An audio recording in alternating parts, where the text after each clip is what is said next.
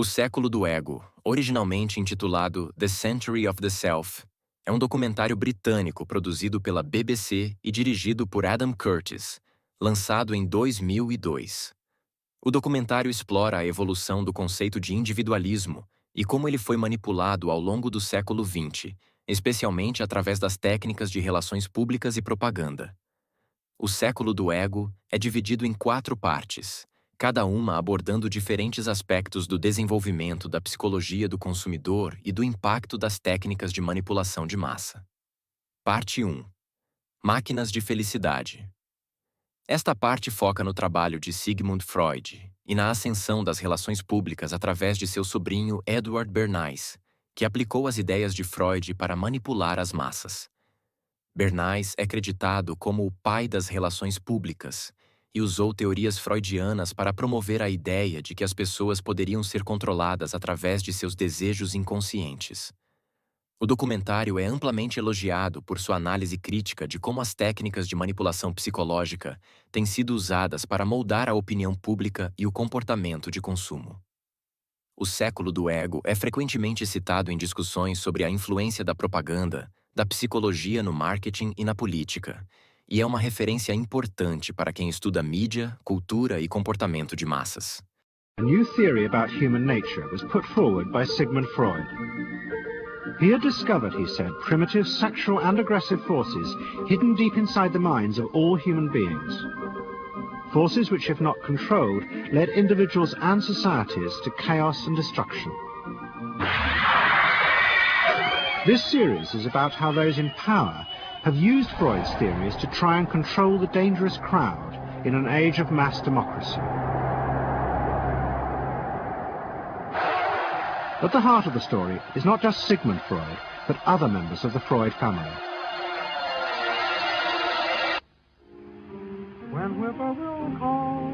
This episode is about Freud's American nephew, Edward Bernays.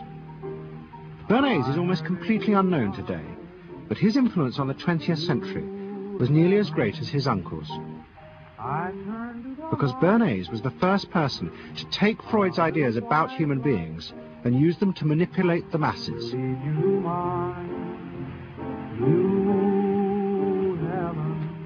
He showed American corporations for the first time how they could make people want things they didn't need by linking mass-produced goods to their unconscious desires. Out of this would come a new political idea of how to control the masses. By satisfying people's inner selfish desires, one made them happy and thus docile. It was the start of the all-consuming self, which has come to dominate our world today.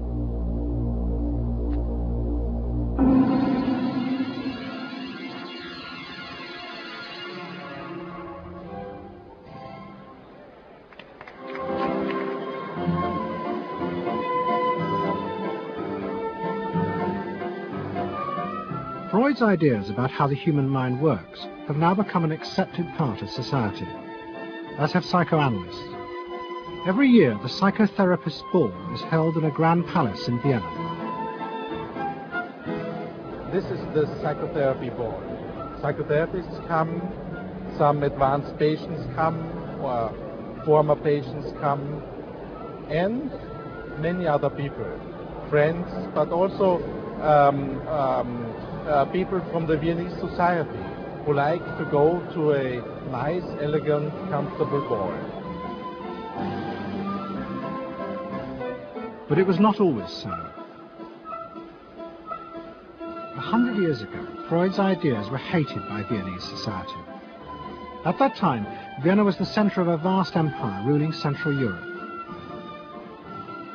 And to the powerful nobility of the Habsburg court, Freud's ideas were not only embarrassing, but the very idea of examining and analysing one's inner feelings was a threat to their absolute control.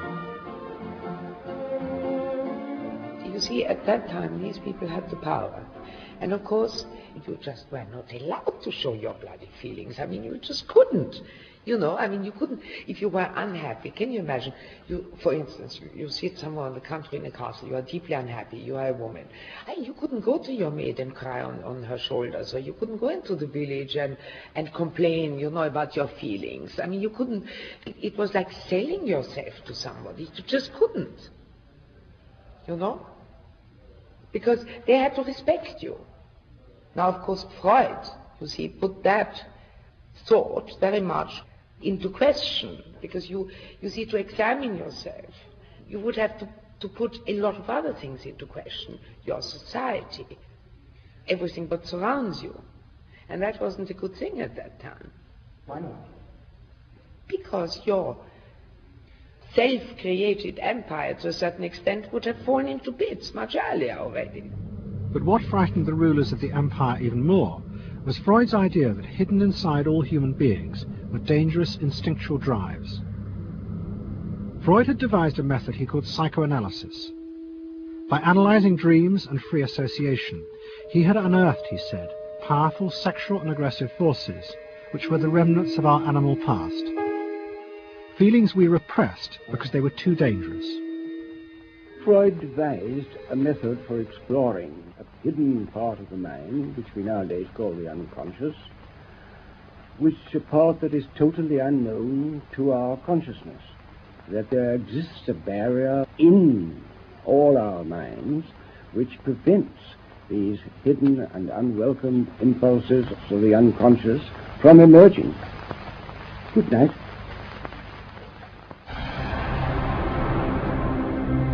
In 1914, the Austro-Hungarian Empire led Europe into war. As the horror mounted, Freud saw it as terrible evidence of the truth of his findings.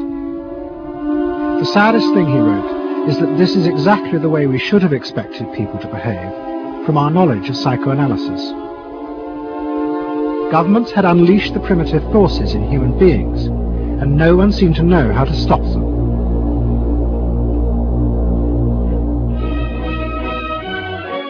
At that time, Freud's young nephew, Edward Bernays, was working as a press agent in America. His main client was the world-famous opera singer Caruso, who was touring the United States.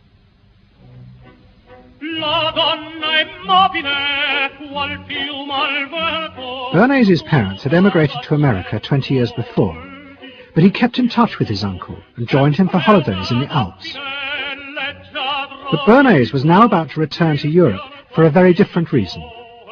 On the night that Caruso opened in Toledo, Ohio, America announced it was entering the war against Germany and Austria. As a part of the war effort, the US government set up a Committee on Public Information, and Bernays was employed to promote America's war aims in the press. The President, Woodrow Wilson, had announced that the United States would fight not to restore the old empires, but to bring democracy to all of Europe. Bernays proved extremely skillful in promoting this idea, both at home and abroad. And at the end of the war, he was asked to accompany the President to the Paris Peace Conference.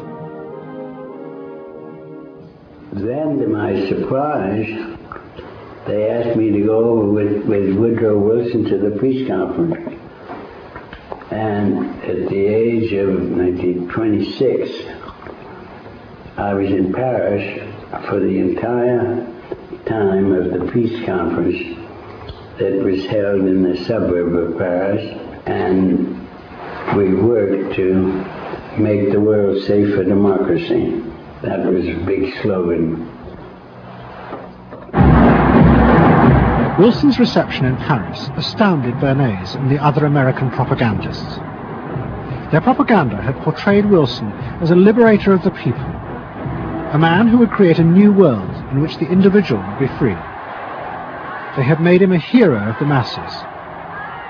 And as he watched the crowds surge around Wilson, Bernays began to wonder whether it would be possible to do the same type of mass persuasion, but in peacetime. When I came back to the United States, I decided that if you could use propaganda for war, you could certainly use it for peace. And propaganda got to be a bad word because of the Germans using it. So what I did was to try to find some other words. So we found the word Council on Public Relations. Bernays returned to New York and set up as a public relations counsel in a small office off Broadway. It was the first time the term had ever been used. Since the end of the 19th century, America had become a mass industrial society, with millions clustered together in the cities. Bernays was determined to find a way to manage and alter the way these new crowds thought and felt. To do this, he turned to the writings of his uncle Sigmund. While in Paris, Bernays had sent his uncle a gift of some Havana cigars. In return, Freud had sent him a copy of his general introduction to psychoanalysis. Bernays read it, and the picture of hidden irrational forces inside human beings fascinated him. And he wondered whether he might make money by manipulating the unconscious.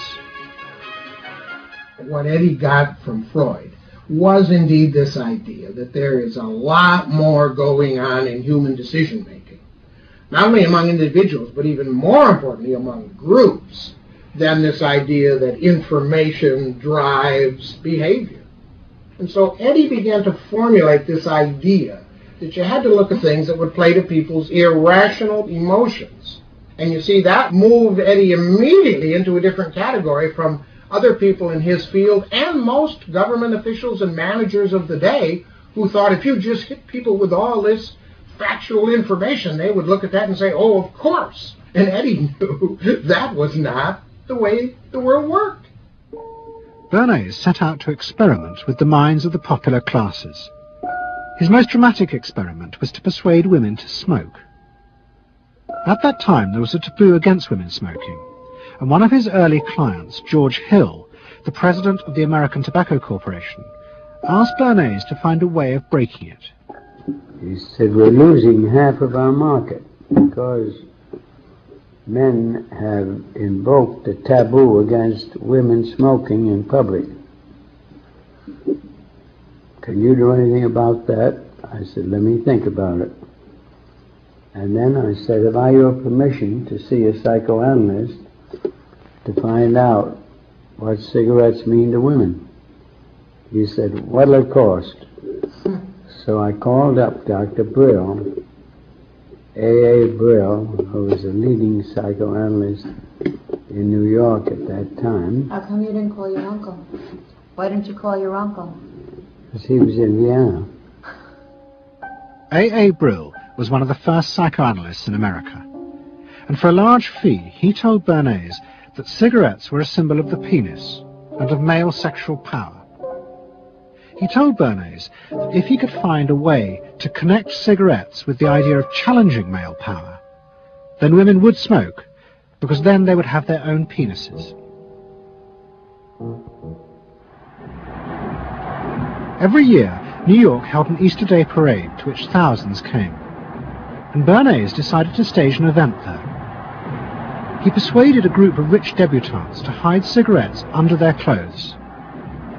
Then they should join the parade, and at a given signal from him, they were to light up the cigarettes dramatically.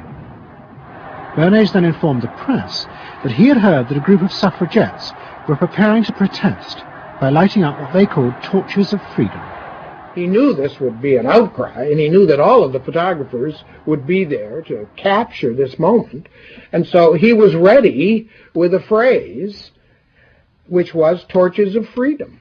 And so here you have a symbol, women, young women, debutantes, smoking a cigarette in public with a phrase that means anybody who believes in this kind of equality pretty much has to support them in the ensuing debate about this, because torches of freedom. I mean, what's on all American coins? It's liberty. She's holding up the torch. You see? And so all of this is there together. There's emotion, there's memory, there's a rational phrase, even though it's using a lot of emotional elements. It's a phrase that works in a rational sense. All of this is together. And so the next day, this was not just in all of the New York papers, it was across the United States and around the world. And from that point forward, the sale of cigarettes to women began to rise. He had made them socially acceptable with a single symbolic act. What Bernays had created was the idea that if a woman smoked, it made her more powerful and independent, an idea that still persists today. Embrace me, my sweet embrace. It made him realize that it was possible to persuade people to behave irrationally if you link products to their emotional desires and feelings. The idea that smoking actually made women freer was completely irrational, but it made them feel more independent. It meant that irrelevant objects could become powerful emotional symbols of how you wanted to be seen by others. Edward Bernays saw the way to sell product was not to sell it to your intellect, that you ought to buy an automobile, but that you will feel better about it if you have this automobile. I think he originated that idea, that they weren't just purchasing something, but they were engaging themselves emotionally or personally in the product or service. There's not, you think you need a new piece of clothing, but you'll feel better with the piece of clothing. That was his contribution in a very real sense. We see it all over the place today, but I think he originated the idea of the emotional connect to a product or service. What Bernays was doing fascinated America's corporations. They had come out of the war rich and powerful, but they had a growing worry. The system of mass production had flourished during the war, and now millions of goods were pouring off production lines. What they were frightened of was the danger of overproduction, that there would come a point when people had enough goods and would simply stop buying. Up until that point, the majority of products were still sold to the masses on the basis of need. While the rich had long been used to luxury goods, for the millions of working-class Americans, most products were still advertised as necessities. Goods like shoes, stockings, even cars were promoted in functional terms for their durability. The aim of the advertisements was simply to show people the product's practical virtues, nothing more.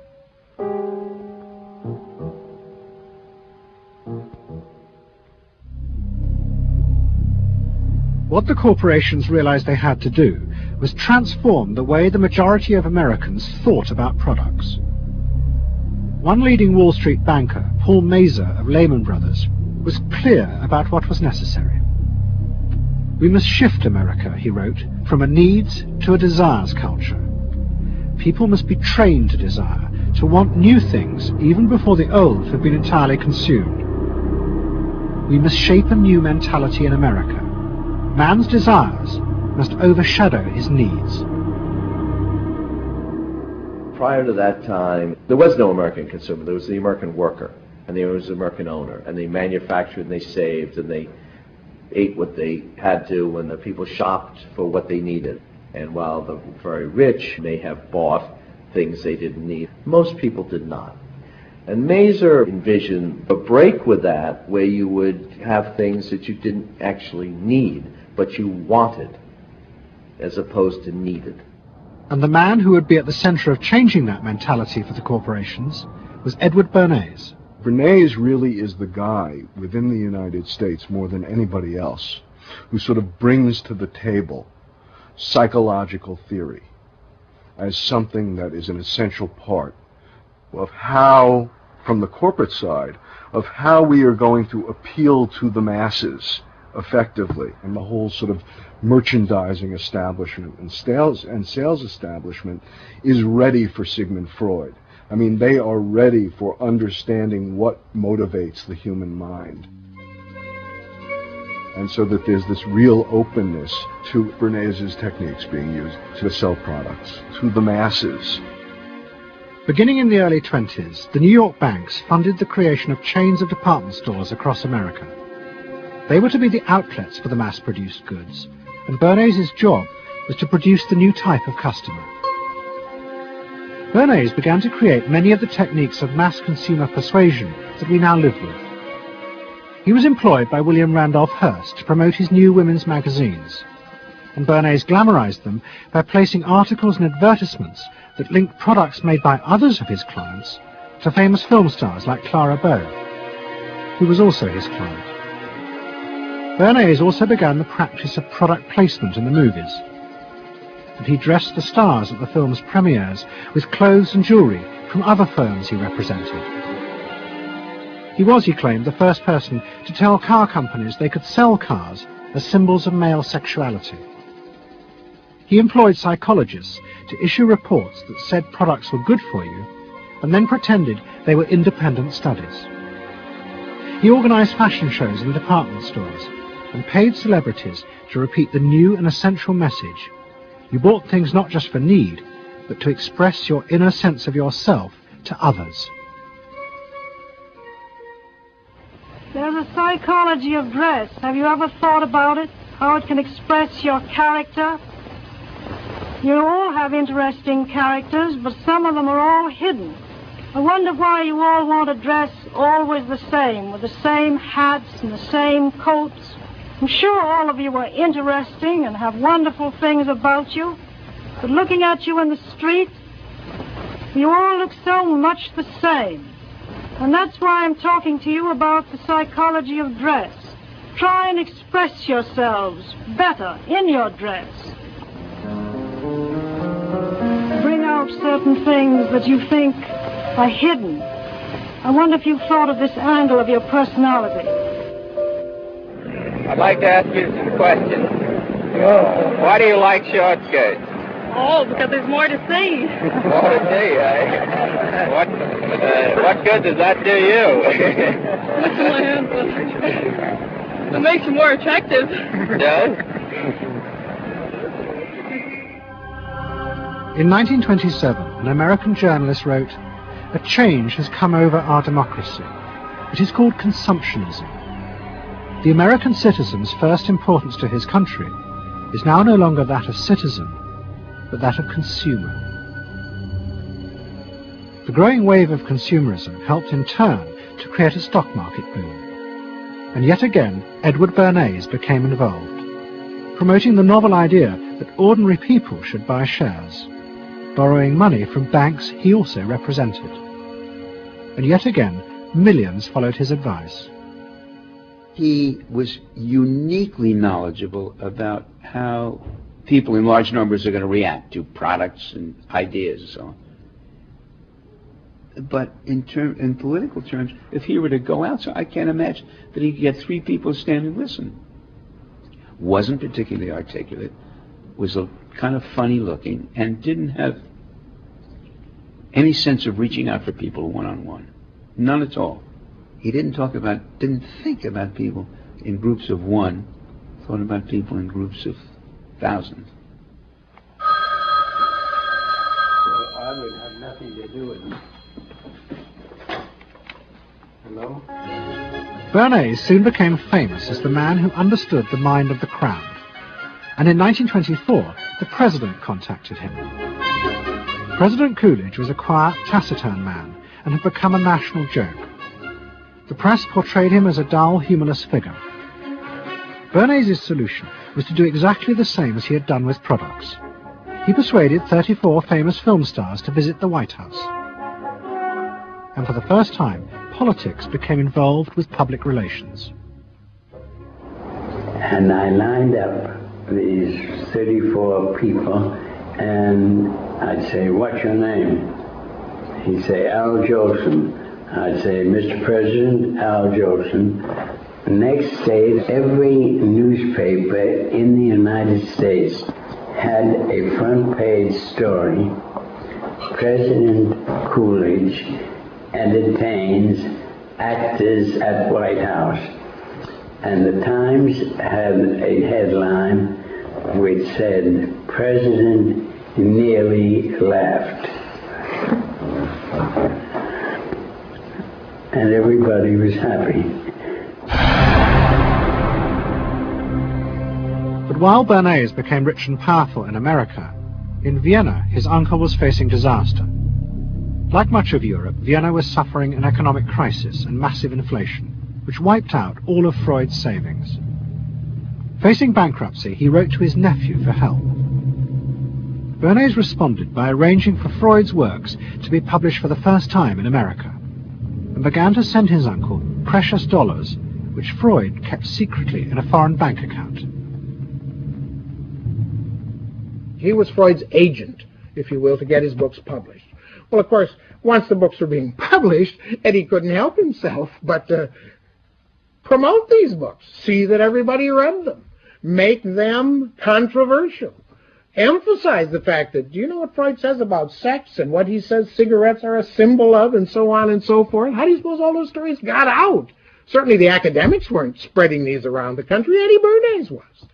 Then, when Freud became accepted, well then, of course, to go to a client and say, well, Uncle Siggy, see, then that had some cachet. But notice there, first Eddie created Uncle Siggy in the U.S., made him acceptable, secondly, and thirdly, then capitalized on Uncle Siggy. Typical Bernays performance. Bernays also suggested that Freud promote himself in the United States. He proposed his uncle write an article for Cosmopolitan, a magazine that Bernays represented, entitled A Woman's Mental Place in the Home. Freud was furious. Such an idea, he said, was unthinkable. It was vulgar, and anyway, he hated America. Freud was now becoming increasingly pessimistic about human beings. In the mid-20s, he retreated in the summers to the Alps, sometimes staying in an old hotel, the Pension Moritz in Berchtesgaden. It is now a ruin. Freud began to write about group behavior, about how easily the unconscious aggressive forces in human beings could be triggered when they were in crowds. Freud believed he had underestimated the aggressive instincts in human beings. They were far more dangerous than he had originally thought. After World War I, Freud was basically a pessimist. He felt that man is an impossible creature, a very, very sadistic and bad species, and did not believe that man can be improved. Man is a ferocious animal, the most ferocious animal that exists. They enjoy torturing and killing, and he didn't like man. The publication of Freud's works in America had an extraordinary effect on journalists and intellectuals in the 1920s. What fascinated and frightened them was the picture Freud painted of submerged, dangerous forces lurking just under the surface of modern society. Forces that could erupt easily to produce the frenzied mob which had the power to destroy even governments. It was this they believed had happened in Russia.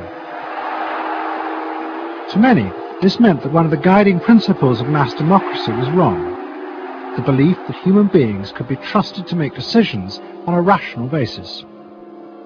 The leading political writer, Walter Lippmann, argued that if human beings were in reality driven by unconscious, irrational forces, then it was necessary to rethink democracy. What was needed was a new elite who could manage what he called the bewildered herd. This would be done through psychological techniques that would control the unconscious feelings of the masses. So here you have Walter Lippmann, probably the most influential political thinker in the United States, who is essentially saying that the basic mechanism of the mass mind is unreason, is irrationality, is animality. He believes that the mob in the street, which is how he sees ordinary people, are people who are driven not by their minds but by their spinal cords. The notion of kind of animal drives, unconscious instinctual drives lurking beneath the surface of civilization. And so they started looking towards psychological science as a way of understanding the mechanisms by which the popular mind works, specifically with the goal of figuring out how to understand how to apply those mechanisms to strategies for social control. Edward Bernays was fascinated by Lippmann's arguments. and also saw a way to promote himself by using them. In the 1920s, he began to write a series of books which argued that he had developed the very techniques Lippmann was calling for. By stimulating people's inner desires and then sating them with consumer products, he was creating a new way to manage the irrational force of the masses. He called it the engineering of consent. Democracy, to my father, was a wonderful concept, but I don't think he felt that all those publics out there had reliable judgment, and that they very easily might vote for the wrong man or want the wrong thing, so that they had to be guided from above. It's enlightened despotism in a sense. You appeal to their desires and their unrecognized longings, that sort of thing. That you can tap into their deepest desires or their deepest fears and use that to your own purposes. And then, in 1928, a president came to power who agreed with Bernays. President Hoover was the first politician to articulate the idea that consumerism had become the central motor of American life. After his election, he told a group of advertisers and public relations men, "You have taken over the job of creating desire and have transformed people into constantly moving happiness machines. Machines which have become the key to economic progress." What was beginning to emerge in the 1920s was a new idea of how to run mass democracy. At its heart was the consuming self, which not only made the economy work, but was happy and docile, and so created a stable society. Both Bernays and Lippmann's concept of managing the masses takes the idea of democracy and it turns it into a palliative. It turns it into giving people some kind of feel-good medication that will respond to an immediate pain or an immediate yearning, but will not alter the objective circumstances one iota. I mean, democracy really, the idea of democracy at its heart was about changing the relations of power that had governed the world for so long. And Bernays' concept of democracy was one of maintaining the relations of power, even if it meant that one needed to sort of stimulate the psychological lives of the public. And in fact, in his mind, that was what was necessary. That if you can keep stimulating the irrational self, then leadership can basically go on doing what it wants to do. Bernays now became one of the central figures in a business elite that dominated American society and politics in the 1920s. He also became extremely rich and lived in a suite of rooms in one of New York's most expensive hotels, where he gave frequent parties. Oh my goodness, he had a home in the corner suite of the Sherry Netherland Hotel. And here's this wonderful suite with all these windows looking out on Central Park and across at the plaza and on the square. And he would use this place to hold a soiree. The mayor would come. All the media leaders would come, the political leaders, the business leaders, the people in the arts. I mean, it was a who's who. People wanted to know Eddie Bernays because, you know, he himself became a sort of a famous man, a sort of a magician who could make these things happen. He knows everybody. He knows the mayor and he knows the senator, and he calls politicians on the telephone as if he did get literally a high or a bang out of doing what he did. And that's fine, but it can be a little hard on the people around you, especially when you make other people feel stupid. People who worked for him were stupid, and children were stupid, and if people did things in a way that he wouldn't have done them, they were stupid. It was a word that he used over and over and over, dope and stupid. And the masses? They were stupid.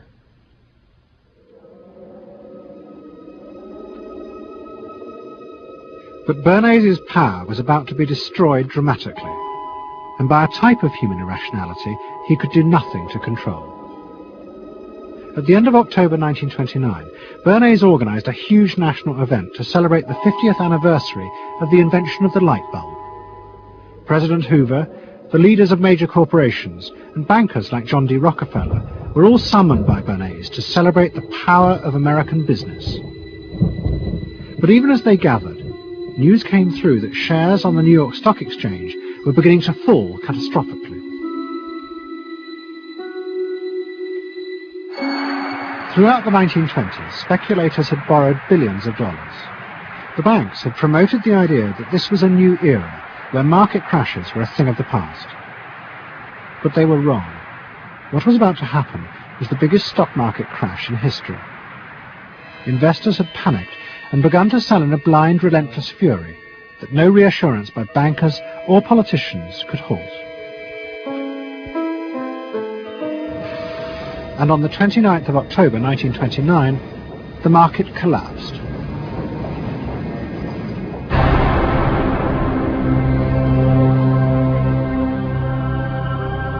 The effect of the crash on the American economy was disastrous.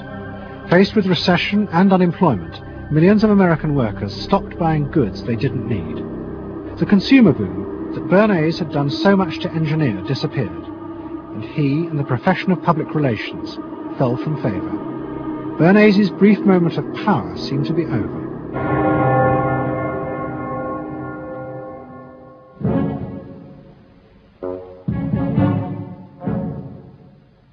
The effect of the Wall Street crash on Europe was also catastrophic. It intensified the growing economic and political crisis in the new democracies. In both Germany and Austria, there were violent street battles between the armed wings of different political parties. Against this backdrop, Freud, who was suffering from cancer of the jaw, retreated yet again to the Alps. He wrote a book called Civilization and Its Discontents. It was a powerful attack on the idea that civilization was an expression of human progress.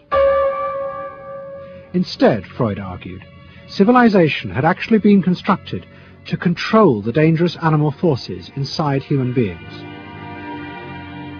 What was implicit in Freud's argument was that the ideal of individual freedom, which was at the heart of democracy, was impossible. Human beings could never be allowed to truly express themselves because it was too dangerous. They must always be controlled and would thus always be discontent.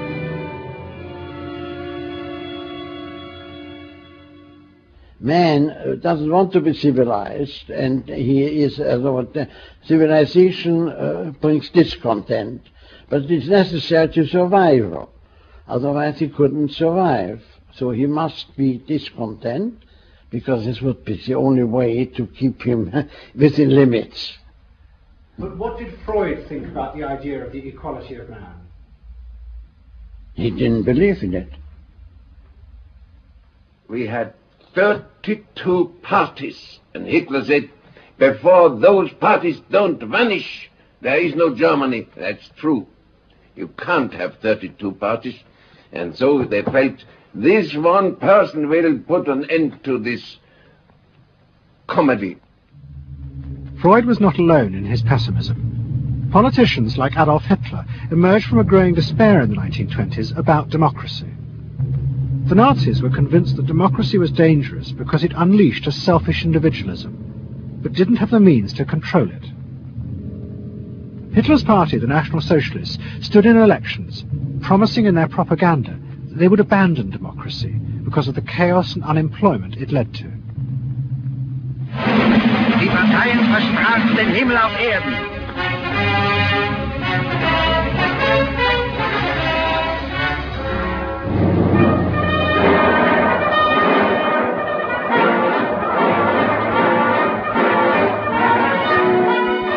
In March 1933, the National Socialists were elected to power in Germany, and they set out to create a society that would control human beings in a different way. One of their first acts was to take control of business. The planning of production would in future be done by the state. The free market was too unstable, as the crash in America had proved. workers' leisure time was also planned by the state through a new organisation called Strength Through Joy. One of its mottos was service, not self.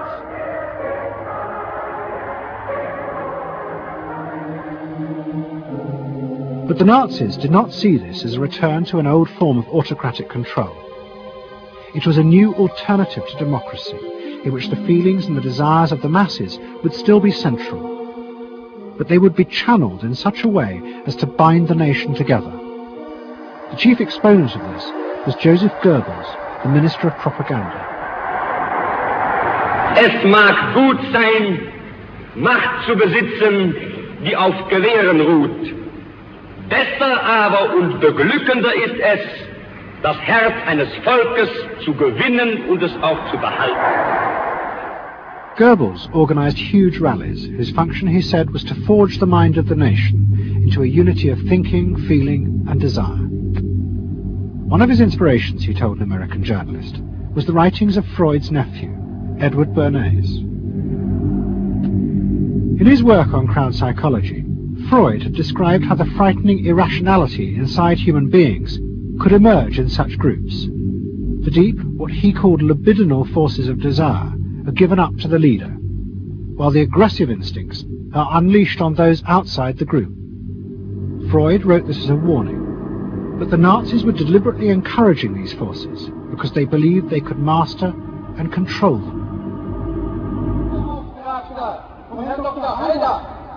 Well, Freud was saying that masses are bound by libidinal forces. They love each other and delegate their ideas and their feelings to the chap on top. What are libidinal forces? What are libidinal forces? Well, forces of love. Not hate. No. Hate is delegated to the others outside.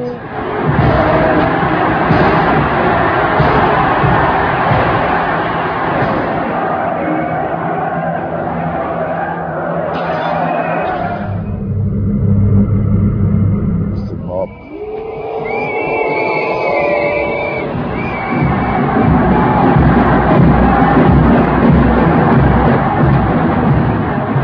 I could see from afar, looking up Wilhelmstraße towards unter den Linden, how those 100,000 of people, when they passed Hitler, they just became completely delirious. They began to shout these cries I will never get out of my ears. Heil, Sieg, Heil, they melted. And here I got confirmation how those irrational forces, uncontrollable forces in Germany, in the Germans, had erupted, had broken out, were running wild, were departing, marching on.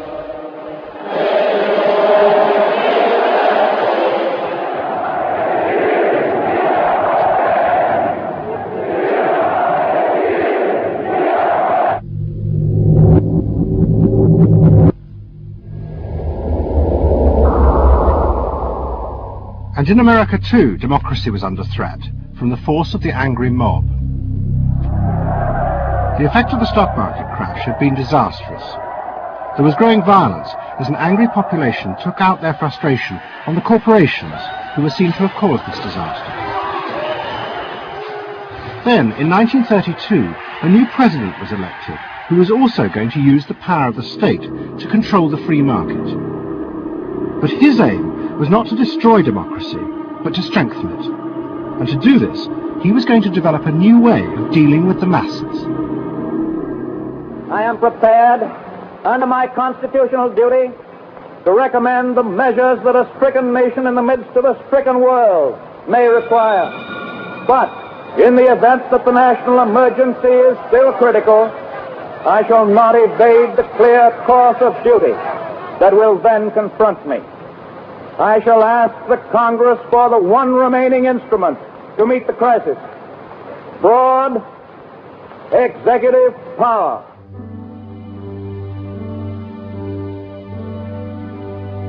It which was the start of what would become known as the New Deal. Roosevelt assembled a group of young technocrats and planners in Washington.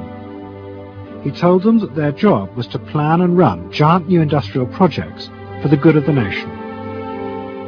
Roosevelt was convinced that the stock market crash had shown that laissez-faire capitalism could no longer run modern industrial economies. It had become the job of government. Big business was horrified, but the New Deal attracted the admiration of the Nazis, especially Joseph Goebbels. Wir betrachten die wirtschaftliche Entwicklung in Amerika mit dem allergrößten positiven Interesse. Und wir sind dort der festen Überzeugung, dass Präsident Roosevelt und seine Berater auf dem richtigen Wege sind. Es handelt sich in der Tat um das größte wirtschaftliche und soziale Problem aller Zeiten. Die vielen Millionen Arbeitslosen, die ihre Plätze an den Maschinen und in den Kontoren verloren haben, wieder an ihre alten Arbeitsstellen zurückzuführen. Das kann nicht allein der privaten Initiative überlassen werden. Ausschlaggebend ist, dass die öffentliche Hand mit positiven Maßnahmen eingreift. But although Roosevelt, like the Nazis, was trying to organize society in a different way, unlike the Nazis, he believed that human beings were rational and could be trusted to take an active part in government. Roosevelt believed it was possible to explain his policies to ordinary Americans and take into account their opinions. To do this, he was helped by the new ideas of an American social scientist called George Gallup. Favorite reading of New Deal Washington, the survey of U.S. public opinion. From offices at Princeton, New Jersey, a famed statistician, Dr. George Gallup, tells Washington from week to week what the nation is thinking. And in New York, Fortune magazine's analyst, Elmo Roper, compiles for publication a continuous record of the nation's approval or disapproval of how the country is being run. Gallup and Roper rejected Bernays' view that human beings were at the mercy of unconscious forces and so needed to be controlled. Their system of opinion polling was based on the idea that people could be trusted to know what they wanted. They argued that one could measure and predict the opinions and behavior of the public if one asked strictly factual questions and avoided manipulating their emotions. Well, how about this one? Do you think Franklin D. Roosevelt's New Deal has been bad for the nation in general? No, that question's loaded. It automatically suggests an answer. Well, how about this? Is your present feeling toward President Roosevelt one of general approval or general disapproval? That's better. Prior to scientific polling, the view of many people was that you couldn't trust public opinion. It was irrational. That it was ill-informed, chaotic, unruly, and so forth. And so that opinion should be dismissed. But with scientific polling, I think it established very clearly that people are rational, that they do make good decisions, and this offers democracy a chance to be truly informed by the public, giving everybody a voice in the way the country is run. I know my father wouldn't necessarily say the voice of the public is the voice of God, but he did feel very much that the voice of the people is a rational voice and should be heard. What Roosevelt was doing was forging a new connection between the masses and politicians. No longer were they irrational consumers who were managed by sating their desires. Instead, they were sensible citizens who could take part in the governing of the country. In 1936, Roosevelt stood for re-election.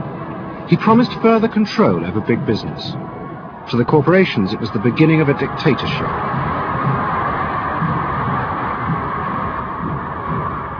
Roosevelt interferes with private enterprise and is running the country into debt for generations to come. The way to get recovery is to let business alone. But Roosevelt was triumphantly re-elected. It looks, my friends, like a real landslide this time. So please let me thank you again and tell you that I hope to see you all very soon and bid you an affectionate good night. Faced with this, business now decided to fight back, to regain power in America. At the heart of the battle would be Edward Bernays and the profession he had invented, public relations. Following that election, business people start to get together and start to carry on discussions, primarily in private, and they start talking to each other about the need to sort of carry on ideological warfare against the New Deal and to sort of reassert the sort of connectedness between the idea of democracy on the one hand and the idea of privately owned business on the other. And so, under the umbrella of an organization which still exists, which is called the National Association of Manufacturers, and whose membership included all of the major corporations of the United States, a campaign is launched explicitly designed to create emotional attachments between the public and big business. It's Bernays' techniques being used on a grand scale. I mean, totally.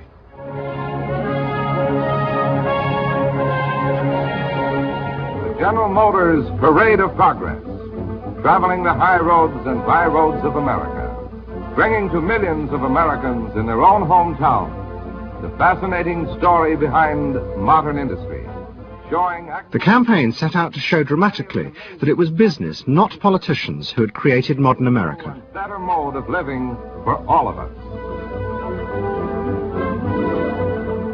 Bernays was an advisor to General Motors, but he was no longer alone. The industry he had founded now flourished as hundreds of public relations advisors organized a vast campaign. They not only used advertisements and billboards, but managed to insinuate their message into the editorial pages of the newspapers. It became a bitter fight.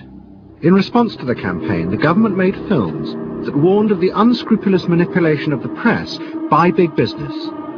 And the central villain was the new figure of the public relations man. They tried to achieve their ends by working entirely behind the scenes, corrupting and deceiving the public. The aims of such groups may be either good or bad, so far as the public interest is concerned, but their methods are a grave danger to democratic institutions. The films also showed how the responsible citizen could monitor the press themselves. They could create a chart that analyzed the reporting for signs of hidden bias. But such earnest instruction was to be no match for the powerful imagination of Edward Bernays. He was about to help create a vision of the utopia that free market capitalism would build in America if it was unleashed.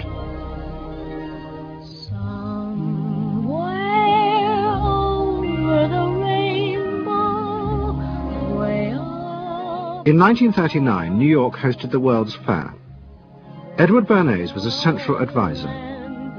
He insisted that the theme be the link between democracy and American business.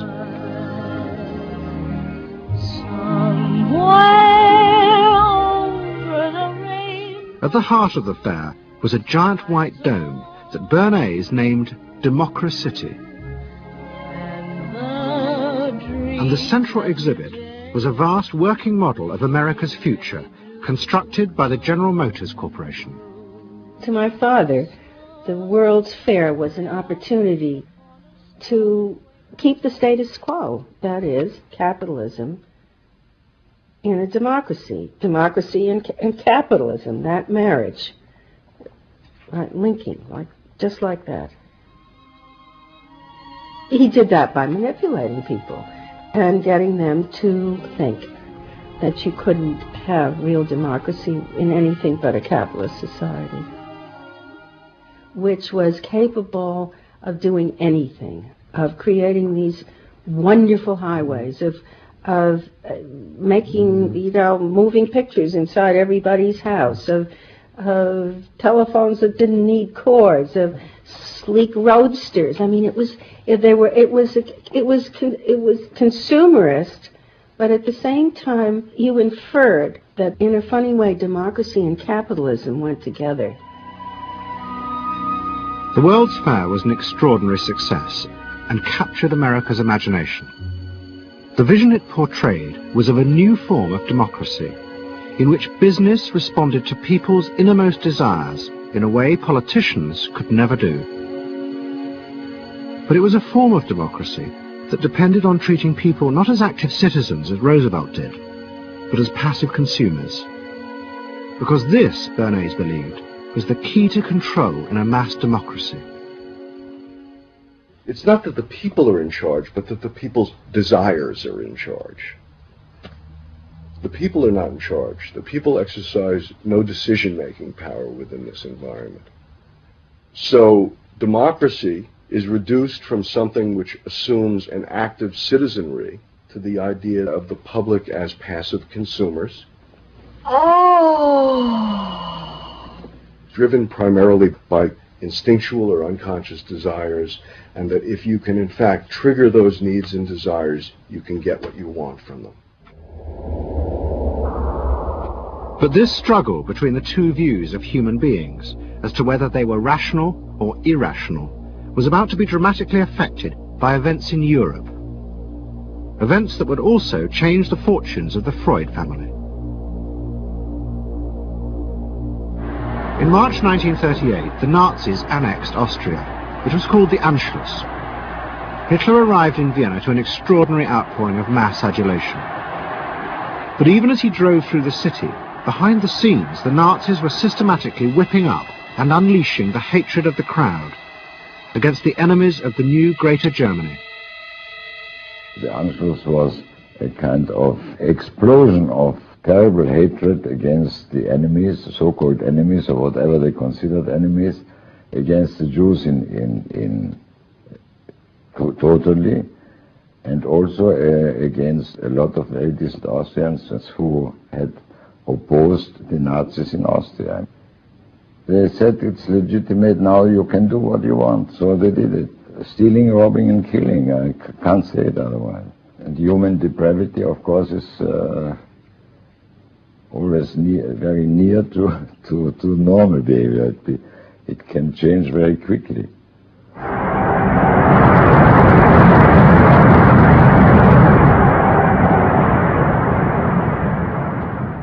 As the violence and assassinations raged in Vienna, Freud decided he had to leave. His aim was to go to Britain, but he knew that Britain, like many countries, was refusing entry to most Jewish refugees. But help came from the leading psychoanalyst in Britain, Ernest Jones. He was in the same ice skating club as the Home Secretary, Sir Samuel Hoare, and Jones persuaded Hoare to issue Freud a British work permit. And in May 1938, Freud, his daughter Anna, and other members of his family set off for London.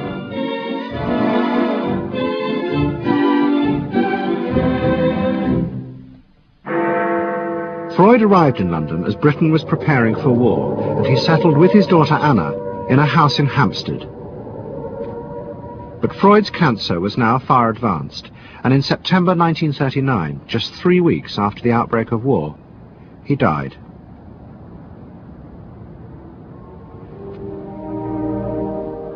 The Second World War would utterly transform the way governments saw democracy and the people they governed. Next week's programme will show how the American government, as a result of the war, became convinced there were savage, dangerous forces hidden inside all human beings, forces that needed to be controlled. The terrible evidence from the death camps seemed to show what happened when these forces were unleashed, and politicians and planners in post-war America would come to believe that hidden under the surface of their own population were the same dangerous forces. And they would turn to the Freud family to help control this enemy within.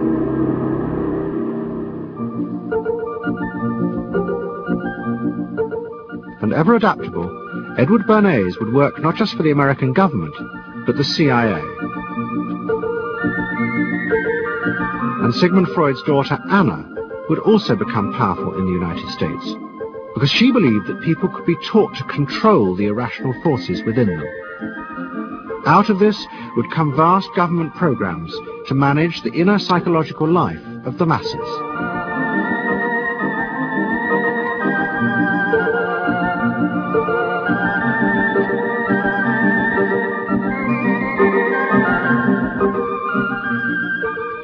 The Century of the Self continues next Sunday night on BBC Two, same time, 8 o'clock. Tonight, the final part of SAS next.